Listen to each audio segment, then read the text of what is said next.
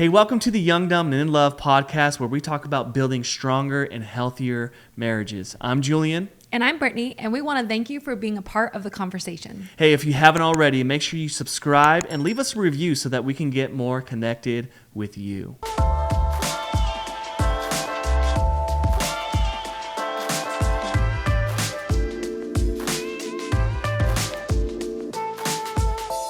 Well, it's almost our 16-year anniversary this week. Yep. It's going to be a good one, isn't it? Why are you laughing? Because you were laughing, so I started laughing. Oh.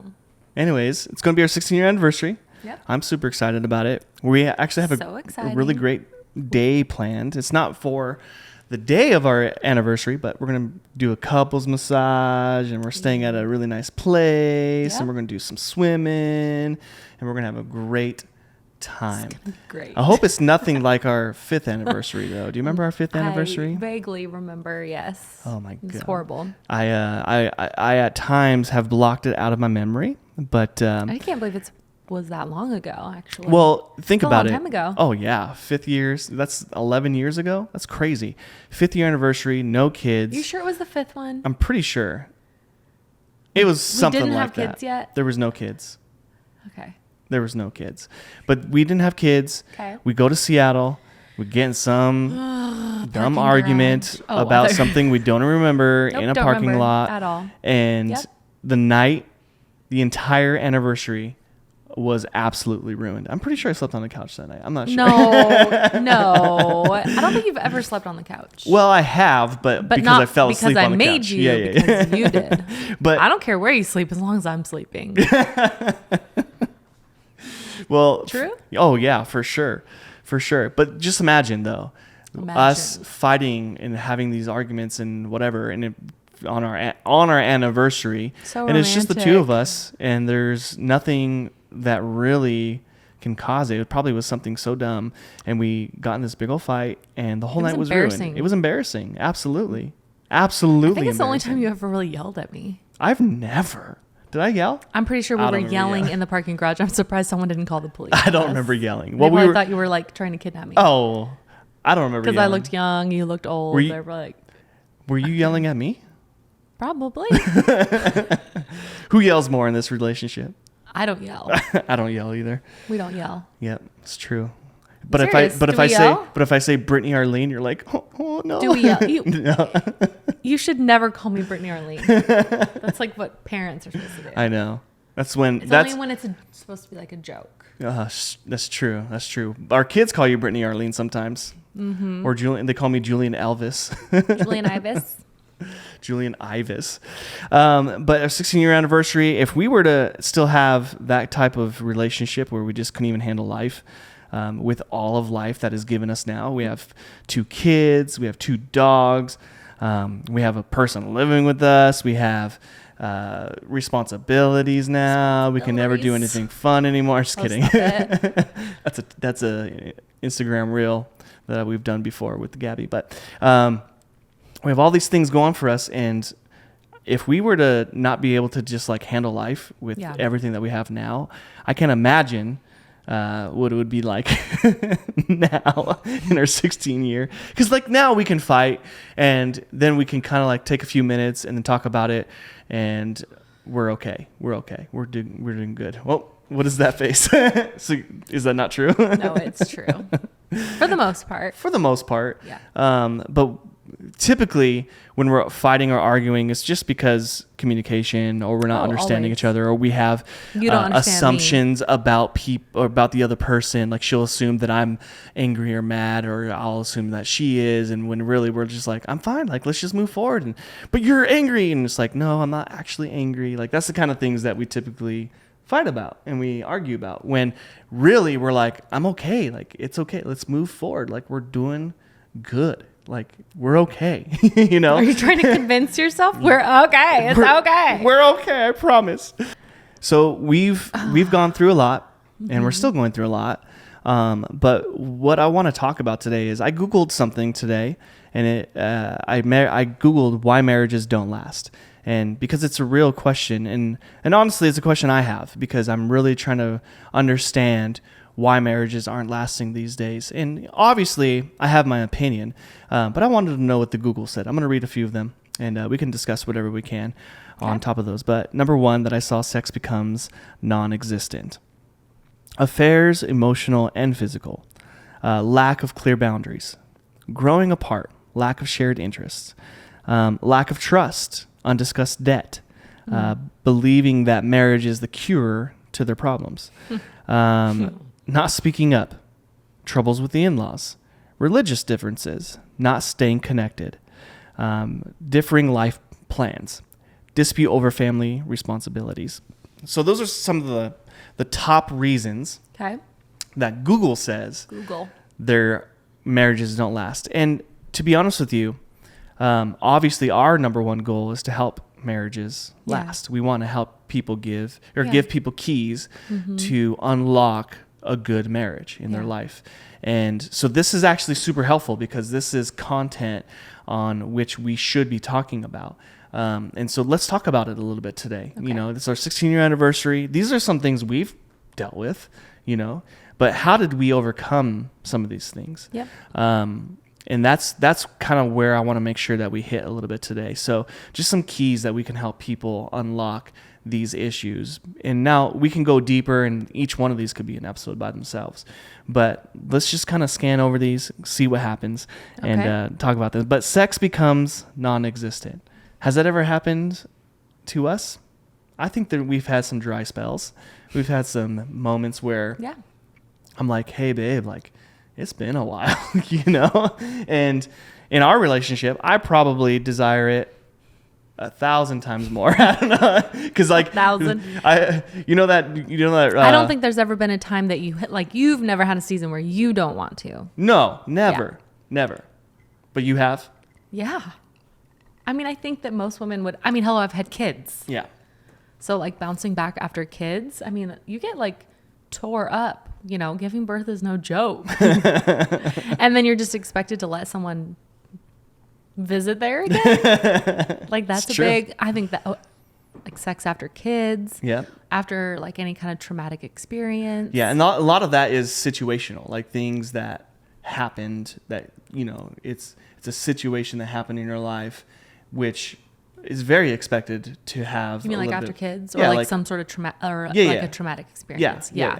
Or just, you know, life is busy and you're tired, or you feel unattractive. So I think, it's been non-existent. But I think it's also too, just like sometimes, and this is to be like offensive to Julian, but like sometimes I have to tell myself, not so much now,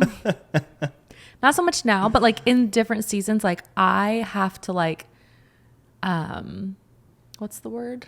Like hype myself up a little. Like, come on, like you're gonna do this, like shave, get all, you know, whatever you need to do to feel sexy, so that I can put myself like in that mindset. You know? And so I don't know. Well, and I think it's important for the spouse who does desire it a lot that they understand that you can't just be like, hey, have sex with me, you know, like. Well, and it's not necessarily personal. It might be. I mean, I'm not gonna lie. Like if your spouse isn't treating you well, or, you know, doesn't love you well outside of like physical, you know, like they just want physical touch and sex, and they're not loving you well, like emotionally and whatever. I don't remember. I lost my train of thought. If they're not loving you emotionally. It's really hard to get you, like, to have you be in the mood when you're not the one who's like. Like if that's just kind of the only thing, it's like, well, I don't feel like it. Sorry. And for the one who does desire it a lot, they have to put work. They have to, you know, they, like I said, you can't expect it just whenever you want. Like you actually have to put physical, mental, love into your daily life, you know? And so. Well, I think there is if you're struggling in that area now, like you can come to a place where it's a healthy communication about it, healthy boundaries around it, healthy expectations. I mean, I feel like we've kind of come to a place where like our expectation is healthy. We're honest about it. There's not like this, well, I'm offended that that's what you want or what you need or whatever. Whereas maybe in the past it'd be like, oh, that's so annoying. You know? For sure. But, and it's easy to take it personal, you know, like if you didn't desire it and you didn't want it, you know, for me, I can be like, oh, it's because I have a dad bod, or it's because, you know, like there's things that my mind goes to that makes me insecure and can really put me in a bad place. So it's important for me to communicate, like, you know, actually communicate with you. Hey, I'm struggling. Do you not like me? Do I need to make a difference? You know, like that kind of stuff's important. And for you to be like, no, like there's, whether it's me not putting effort into our relationship on a daily basis, or you just don't feel like it, you know, like what is it? It's better that you communicate than keeping it to yourself and not talking about it. Yeah. No, I mean, I think, the other thing too, and then we can move on because we could talk about this the whole time, is I think that unfortunately there's almost been like this like stigma on sex when it comes to like Christian relationships and, you know, whereas like when you're married, like that's like it's a part of the deal. Yeah. Like it's a, you know, you can, I don't even know free how to. Pass. Yeah. Make it happen. Yeah. Do it. Yes. But I think sometimes it's hard when, you know, like you don't want to feel sexy. I don't know. Like when you don't feel sexy. No, or like as a woman, like it's okay to feel sexy, to desire it, to enjoy it. To enjoy it. Yes. And I think sometimes that can almost feel shameful for some women. Yeah. Like, but I want to feel sexy and I want to, you know, 100%. I want to feel these things. Yeah. And I think sometimes it takes a while for women to like come into that. Yeah, it's that's true. Probably like a whole nother can that's of a worms, that's a whole can of worms for sure. But it's true. Like sex should be enjoyable. Like you should want it and not enjoy shameful it, within, not you know, shameful. the confines of your marriage. Absolutely. And, but when you're married, it's the free game. Like, man, you guys should talk about it, make it happen. It's super important. And it's very important for your marriage to last. You should be connecting in this way. Another one was affairs, emotional and physical. This is something that we've seen so much. I think there's probably more emotional affairs going on than we can ever realize. But people don't talk about it, or they don't think that it's an actual affair just because it's emotional, or it's their in their thought life or whatever it is. But I do think it's super important. We've talked, and I've talked to a lot of guys who've walked through this, and I've had to explain to them, like, listen, when you are desiring something else that's not your wife, that's an emotional affair, bro. Like, you are physically taking your mind to a different place where it shouldn't be. And your mind should be set on your wife and your wife alone. And to be able to do that, you can't take yourself out of your marriage inside of your mind, because that will lead and open up the door to a physical affair before you know it. Well, I think what's kind of lost is, you know, of course, like physical is completely unacceptable. And I think for a lot of women, for them, when they find out their spouse is having an emotional connection to someone else, an emotional affair, that can almost be more traumatizing in a sense for them, because that's what women crave. We crave the emotional side of things so strongly. You know, so I mean, they're one and the same, you know, like totally. It's hard, because I think wives would say, hey, like, I want that part of you and you're giving it to someone else. Not that men wouldn't think that too, but you know, that's so true. That's a big deal.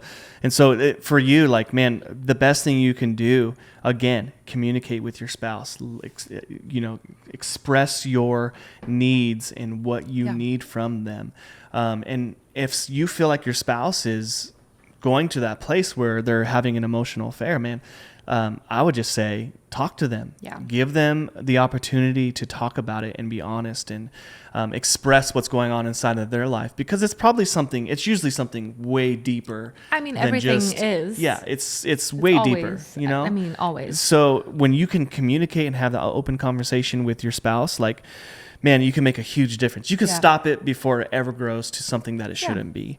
But all of these are episodes, you know, lack of clear boundaries. We've dealt with that big time. Like we've had lack of clear boundaries so much that we've had to learn how to go, okay, am I communicating what my needs are?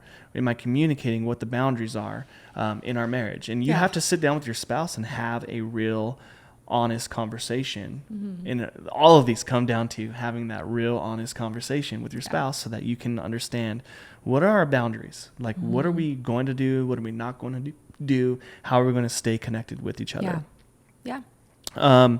Growing apart, lack of shared interest. This is probably another, I would say this is like top 3, because couples truly do tend to go opposite directions, you know, and she's got her life, I got my life. She's a real estate agent, I'm a, you know, graphic designer, or whatever it is that I do, and we're all going different. No, I'm not confused, but we're going our different directions. We have one kid who's going here, one kid who's going there. She's interested in that, but that's why it's important that when you're communicating with your spouse, I need to know what she's excited about, what she loves, and then I want to fill her cup by doing those things with her. You know, like for me, we've talked about this before, I love to go to movies. I love to experience things. I love to go ride rides, like whatever, like that kind of stuff just like gets me like, woo, fills my cup, and I'm excited. She's a little bit of a homebody, and so she likes quality time. She likes to sit and read a book by herself, and quality time by myself. Yeah, quality time by herself. She likes to work out. So I'm like, go work out. Let me take the kids, you know. But I think that can be part of like the growing apart, is that when you have kids, you give each other that time to do the things that they want to do that they can't do.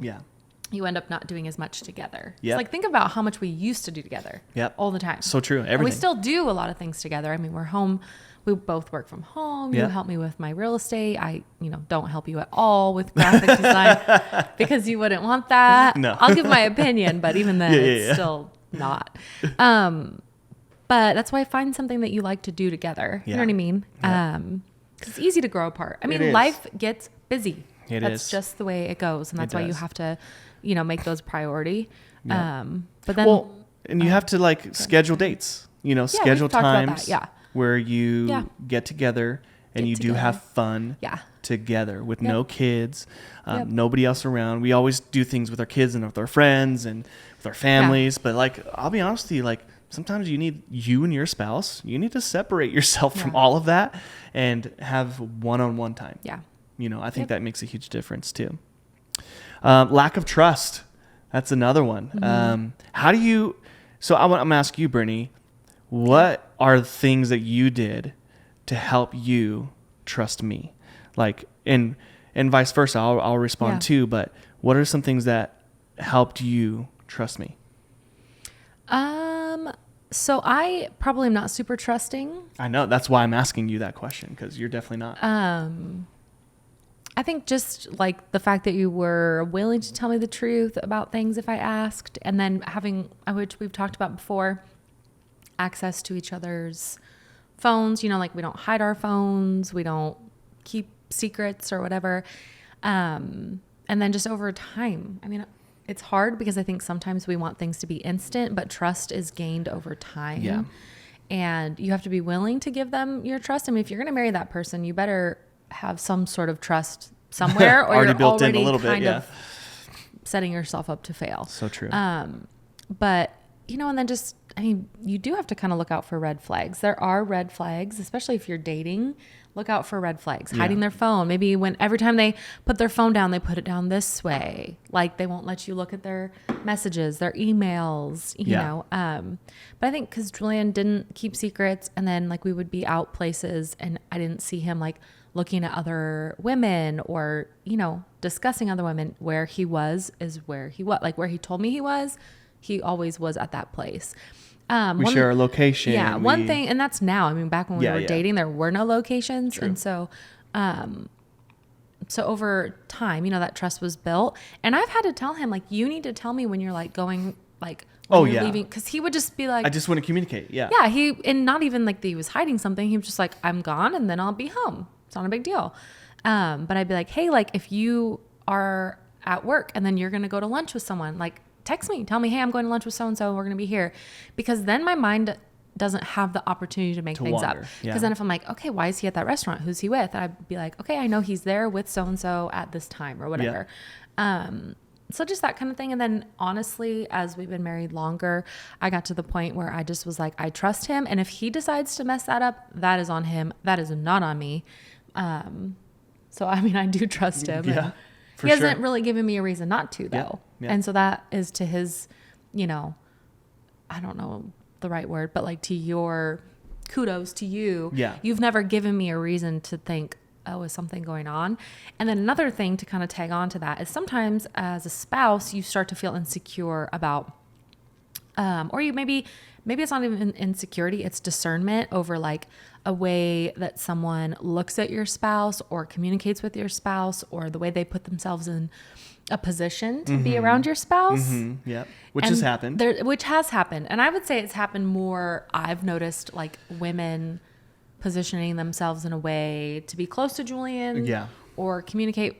And I don't know. Here's the thing. Nothing ever like came to like this place where we were like, whoa. But you just saw red flags. Yeah. And I would just be like, hey, and instead of being like, I can't believe, I would just go ahead and be like, hey, I could be way off base here. Yep. Something in me is saying that this isn't just 100% innocent on their side. Yeah. Please be careful. Please make sure that if this person approaches you, you come to me. Well, and I'm naive. Like I don't see things like you. Like I'm just like, they're just a nice person. Like, you know, because I do believe the best in everyone. That's just part of my personality. I try to. And that's where we talked about, like, you have a hard time trusting where I trust too much, you know? Yeah. And so, which is good because we actually balance each other out in that area. And so she'll say, hey, it's probably nothing, but maybe just pay attention to this. And I'm like, just to be aware. And my eyes are open. I'm like, yeah, I should probably pay attention a little bit better, you know? And it's been helpful but that communication, once again. I mean, at the end of the day, it all boils down to communication 100% of the time. Yeah. Unfortunately. So if you're struggling with communication, that'd be step Start one right there. is communication. Communication, number one. Start there. Yeah. Anyway. Yeah. Lack of trust. Undiscussed debt. Yeah. Debt is a very big thing. I've seen couples who have hundreds of thousands of like actual like debt because there's school and there's this and that. And it's wearing, you know. I mean, I think undiscussed or discussed debt is a lot and a lot of pressure that you see. So, I mean, I would always recommend like and we can, if you have questions, give, you know, help with resources. We're not professionals in this, but we've tried to build our finances in such a way that we don't carry that stress of debt, you know, because we've watched other people do that, I think, often. Oh my gosh. Yeah. We learn from them. But there are great tools out there to help you. So many good tools. And they're baby steps. That's the thing is like, you know, with the thing with debt is it's like, it's so big and overwhelming, but there's like small steps you can take to get yourself out of that. But it's a big stressor. It is a big stressor. Money is a huge stressor. So not only just debt, but money in general. Well, living within your means, I think is super important. Like you don't need to buy things you don't need. Yeah. You know, like buying it just because somebody else has it. Or you mean like that charger over there? That was birthday money. That was birthday money, by the way. Guys, I have saved my birthday money, cash in my wallet for stuff like that. Julian likes to buy things. I bought a Millennium Falcon true charger. Or false, though? You like to buy things. Oh, that 100%. Yeah. I love to buy things. Like sometimes we'll be places, or even last night, we were. You were making popcorn. Yeah. And you were like, oh, babe. Oh my gosh. I do need that Mandalorian popcorn bucket. And I'm like, do you need it? I mean, I think you want it. But I get it. But I won't buy it. I know that I want. I'll put it on my list. I mean, there's a charger over there, and it's the Millennium Falcon, and you lay your phone on it. It's amazing. And it's cool. And I'm the one who found it, so it is. It's epic. Kind of my fault. But I didn't buy it out of budget. It's fine. I know, but I didn't buy it out of budget. If anyone likes to buy things, it's this guy. With my birthday money. Anyway. It's true though, but debt is a big deal. And so do whatever you can to put yourself in a place where you can agree on your finances. Don't buy things you don't need. Yeah. And come up with a system. You know, you got to have a good system where you're, you know, like we've been in a season where making money has been 100% on us. We don't have full-time jobs that we go to, and we have a steady paycheck. We have to make our own money and make our own way. Money. So we're in an interesting season ourselves. And so it's been fun. But believing the marriage is a cure for all, I mean... That is just insanity. If you think marriage is going to cure all your problems, it's only going to add more problems, honey. I don't know what you're thinking. It's only going to bring more problems. Not only do you have to deal with your own problems, but you got to deal with a grown person's problems. Yeah, like leaving my underwear where they shouldn't go, or... But seriously, this is a big, I mean, I'm reading this book that I had posted about yesterday. Yeah. It's really, really great book. Vertical Marriage. And this is what I was talking about. I was talking that you cannot expect your spouse to fill something that only God is meant to fill. Yep. And that is your identity and your well-being and who you are as a person. Now you want them to complement that and come alongside you and be a part of who you are. And that is all very normal and great desires. But if you want them to like come in and be God to you, you are going to think they are Satan. This is so true. She's talking like that's from experience. I'm just saying there are going to be times you're going to look at that person and go, WTF? Like, how am I going to do this? And so when you think that they should cure all your problems, honestly, this is what it is. You know, like when you're a little kid, which I didn't know because I grew up in Washington, so it's never hot enough to do this. But Julian grew up in the desert, and you take a magnifying glass and you try to cook something underneath it. Yep. You're going to literally take a magnifying glass to all of your problems with your marriage. And they're going to burn. Problem. And then they're just magnified. Yeah. Because your selfishness and your, not yours, but just collectively, your selfishness, all of this stuff just comes to the forefront. You realize, I don't want to do what they want to do. I don't want to go where they want to go. I don't want to make the bed the way they want to. I don't want to do the laundry that way. I don't want to make dinner all the time. These are things you learn over time. Yeah. And I don't want to, this sounds so bad. I don't think you get beat down in your desires because I think that sounds really bad. I think you learn how to become unselfish and put someone's needs above your own. Oh my gosh. Yeah. When you allow yourself to go journey that. But it is. And that's what marriage everything is a journey. Should be. Because now when I'm making dinner, I'm like, my perspective of like, I get to make dinner for my family and I'm grateful to have food to provide for them. I try not to always be like, oh, I got to make dinner again. You know, it's like I don't know, but it's a journey. Because in the beginning, you're like, well, you feed yourself. Like, why should I have to feed you? You know, just all this. And no, you hit it right on the nose, though. That you have to be selfless. You have to put your spouse before yourself. And sometimes it's as much as possible. But it has to go both ways. If only one is doing it and the other one's selfish, it's not going to work. You both have to be selfless. That's hilarious. To each other. So that's like, it is not a cure-all. That's like it is today Elsie hurt her ankle. Yeah. And we're not sure, like, you know, she's 3, so it's kind of hard to tell how bad it hurts, but it's maybe a little swollen and she wants to put a Band-Aid on it. Yeah. Well, there's no blood or anything. The Band-Aid is doing nothing. Nothing. She wanted cream too. She wanted cream. So we have like a little hydrocortisone or whatever and then the Band-Aid. But it's like we think that marriage is going to come and fix everything and it's like putting a Band-Aid on a sprained ankle. It does nothing. Yeah. And you're going to be disappointed. Yep. Anyway, the next one. Speak truth. Thank you. Not speaking up. Well. Communication. I feel like. You don't have that problem. I know. You speak up plenty. How dare you?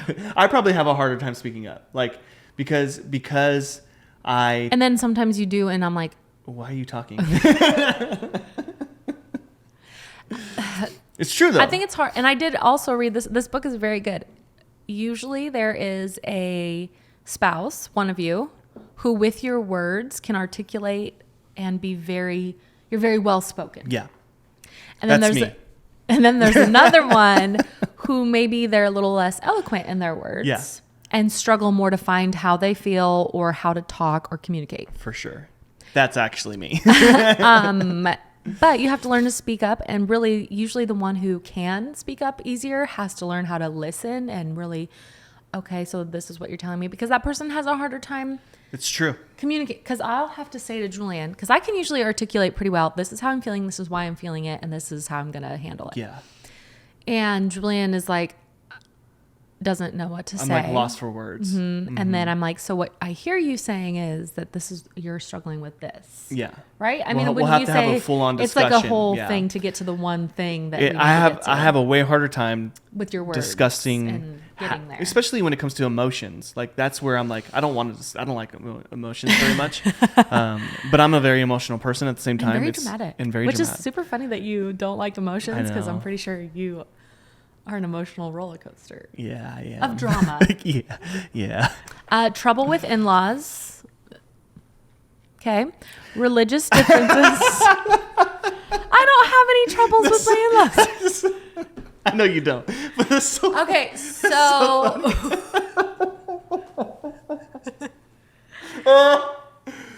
okay, people are going to have troubles with their in-laws. And here's why. Because we come from different places. We all come from different I just think it's something you have to be very careful because 100% you got to be careful. You never want to hurt. I don't like to hurt people's feelings, Never. even though I'm outspoken. But we do come from different places. Yeah. And our parents are way different. Grew up differently, and we have learned to live our different lives. Yes, now, parents, that's hard for parents. A lot of times, now I'm not saying all parents, but some parents, a lot of times, when their children are grown, they still want to give a lot of opinion on how they live their life. Yep. And that's not, we're called to leave and cleave. We are building our lives as a married couple, right? And if you're out there, you're building a marriage with your spouse. Yeah. And it's so important for you to separate yourself and build your life. Now, there's values and there's different things that you are 100% going to bring from your parents. Absolutely. And there's going to be times where you go to them for advice. Yes. But I think it really should be where you go to them for advice, and they're not just giving their advice all the time. And that's probably where a lot of the issues come from. Or they can give advice. That's, if they ask, like, hey, I appreciate that. Can I share with you what I've, whatever. Then that gives me the opportunity to say yes or no. I think, in-laws can be tricky. Just absolutely, it can be. Absolutely, it can be. Because I think a lot of times parents view their child as still a child. Like, he's still a child, so I'm going to speak to him or act in a certain way, or give it unsolicited advice, when it's like, okay, that child is now not a child, or vice versa, she's not a child, whatever it is. So troubles with in-laws, it's hard. And people are sensitive about their parents because they love them, and they should love their parents. We do love our parents. And so one of the things I think that was beneficial for us that marriage advice was, you don't have to do what your parents tell you to do. Yeah. You need to honor your parents in a way that who you are honors them. Mm-hmm. So it doesn't mean you're going to do everything your parents want you to do. Like, you're just not going to. But you need to honor them, so that when someone says, Julian Garcia, what do they think? They think of a great man who loves his wife and his family. That doesn't mean you do everything your parents want you to do. Exactly. I mean, and I'm not saying just him. I mean, his parents are great. We love both of our families are awesome. We're close to both of our families. Mm-hmm. That doesn't mean there hasn't been conversations or hiccups along the way where it's like, hey, like maybe this is a little like too much. We don't want to talk about it or whatever. Yeah, for sure. But you just. Yeah. Well, and that's another thing. Once again, communication. You need to have communication with your in-laws. And I think probably in-laws are tricky just because, they care. Yeah. It's tricky because they care and we care. And you want to love each other. But it's better that you discuss it and be honest. Always. And like, if you're struggling with your in-laws, like, man, oh, that's hard. Yeah. The child of those parents, like if it was my parents and she was struggling with her in-laws, which is my parents, it would be way better for me just to say, hey, mom, dad, this is going on. Yeah. We should really work on this because this isn't working. Like, that's better than being passive aggressive and pretending like nothing's ever happened. Well, and I think the other thing too, and I think that it's important so if it's your parents, your spouse's in-laws, you need to make sure they're respecting your spouse. 100%. And it's your responsibility to speak up if they're not. Yep. So if you're, so for example, if my parents are being disrespectful, which they're not, if they're being disrespectful about Julian or talking down about him or to him, I need to step in. It's your responsibility. And it's my responsibility to make sure that's not happening. Yeah. And that you honor me. And that I'm honoring him because he's my spouse. That doesn't mean you're not going to walk through things and maybe your parents are going to be the ones helping you. But that needs to be like a joint decision. Yeah. Like,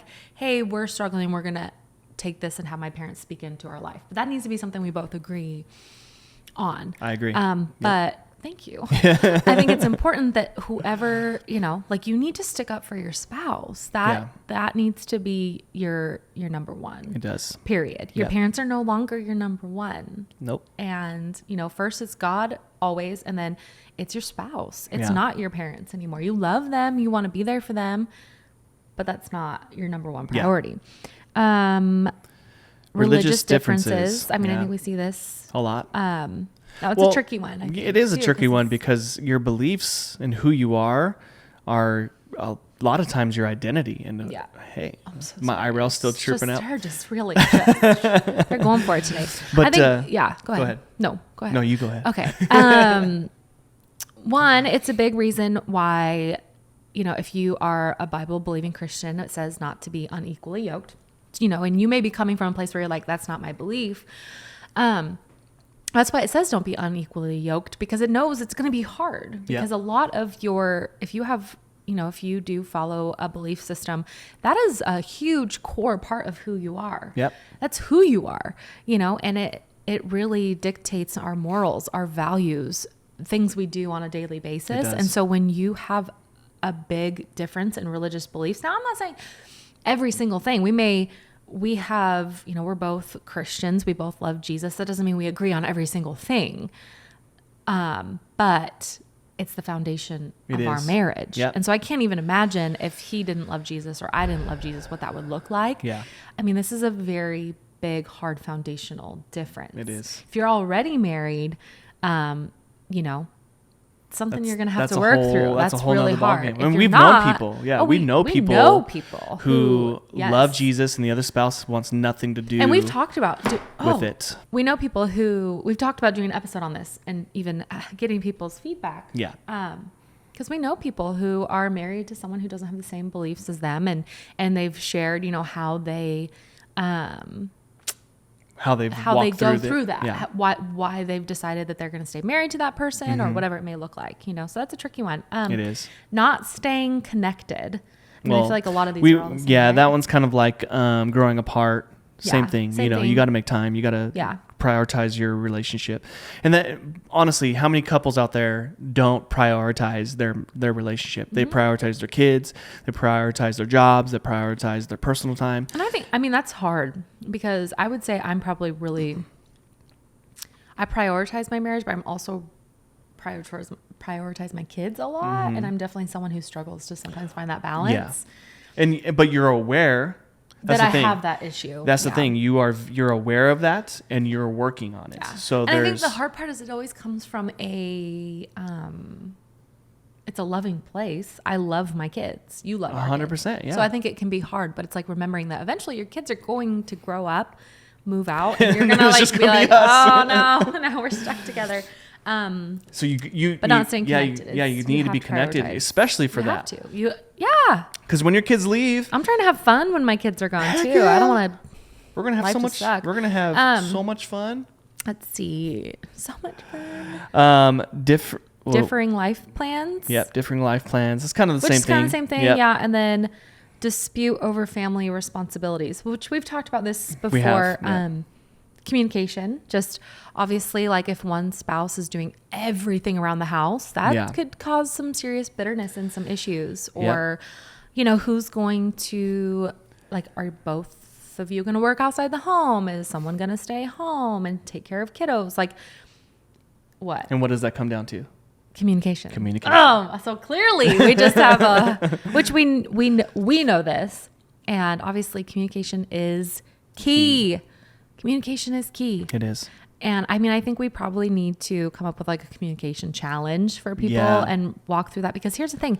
I think you can start small. Like, I wouldn't recommend going on like a date and then sitting down with like your notebook and deciding, okay, I've decided today we're communicating, and I have here's all my 100 topics that we are going to talk about. Yeah. Your spouse is going to cry, or leave the restaurant and leave you by yourself there. Yep. But even strategically, like, okay, what's one thing we can discuss today? Or setting up a time where you talk for 10 minutes every morning before one of you goes to work, or 10 minutes before bed, and talk about maybe the more simple things at first. Mm-hmm. Yep. I think going straight to like the deepest issue you feel like you guys have might be a little much at first. You know, work yourself there. Yes. Work yourself there, and just having that communication, you know, and we'll definitely do an episode on that, but I know you said how to combat that. I'm reading your notes. Yeah, totally.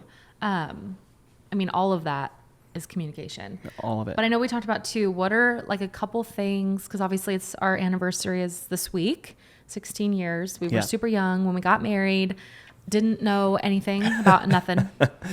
Literally, like we were crazy. And people are like, you're crazy. I'm like, yeah, no, we were crazy. Well, we've talked about even like how you sent me to the store to get like tampons. Literally, tampons is not even a big deal. It's not a big deal, but as a kid who never really had to do that. Old enough to get married, but if you can't do anything else. But I was not in that world at all. Like, and so for me, so stuff like that, like, man, I wish somebody would have just sent me to the store when I was a kid and had me do that. Or, like, I wish I would have been taught or talked about that kind of stuff. And it just wasn't. It wasn't part of my life.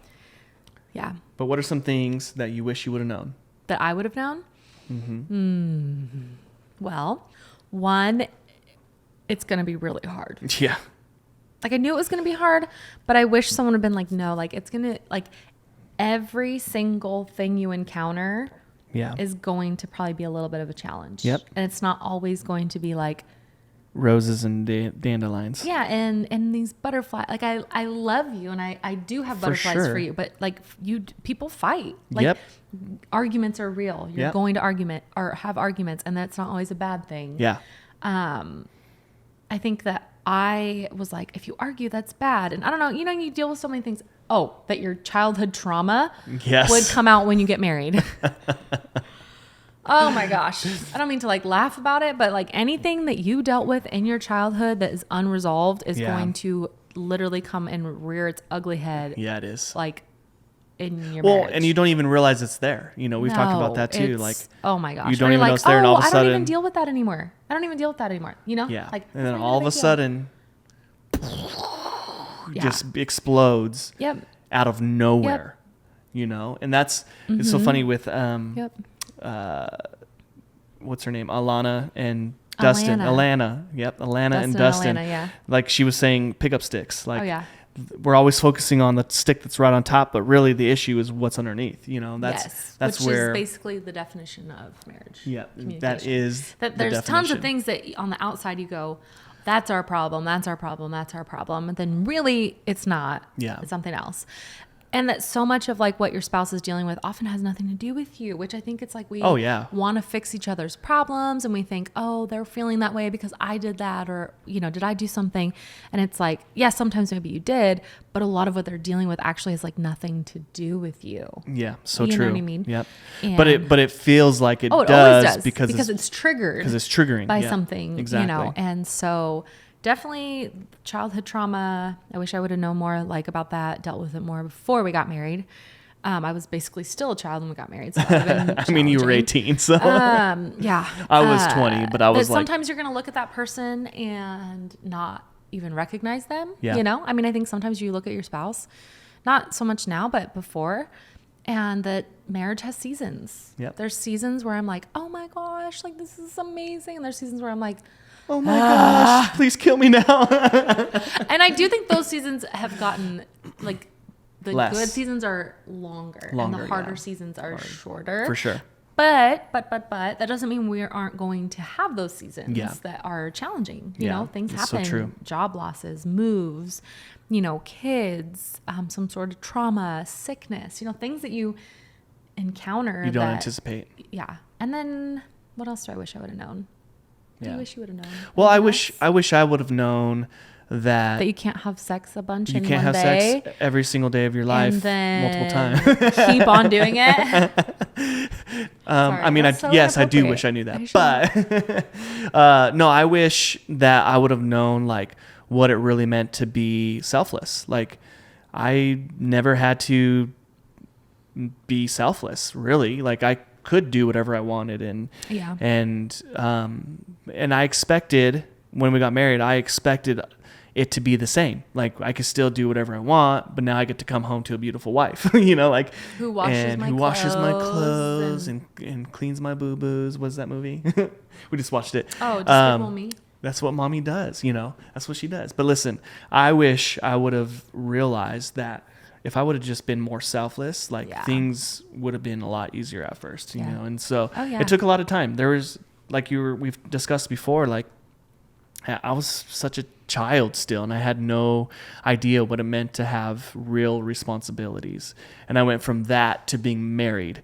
And so the young, dumb, and in love comes out right there, because that's truly who we were. We were young and dumb, and we had no idea what we were doing. Yeah.